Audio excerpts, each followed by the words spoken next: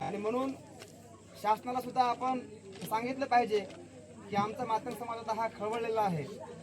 जर तुम्ही लवकरात लवकर आरक्षण वर्गीकरण केलं नाही तर येणाऱ्या काळामध्ये हा मातंग समाज मुंबई गाठेल आणि यापेक्षाही मोठं भव्य दिव्य आंदोलन या महाराष्ट्रामध्ये हा मातंग समाज घडून आणेल.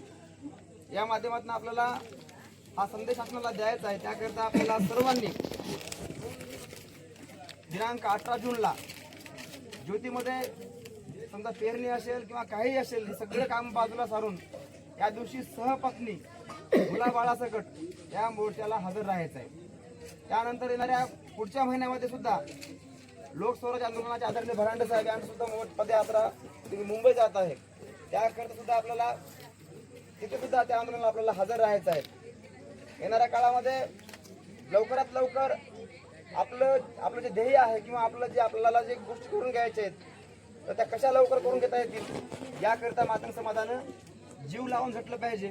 मी एवढी विनंती करतो की आपण सर्वांनी दिनांक 18 जूनला गावात कोणी न राहता घरी फक्त एक माणूस जनावर राखायला ठेवा. बाकी सर्वांनी मोर्चाला यावं. कारण बुडशिल्यामध्ये तालुक्यामध्ये सर्वात जास्त बाजारपेठ आपल्या गावामध्ये आहे आणि एवढी जर लोकसंख्या तालुक्यामध्ये आली तर अख्खा तालुक्यातला एक चौक भरतो ह्या गावामुळं.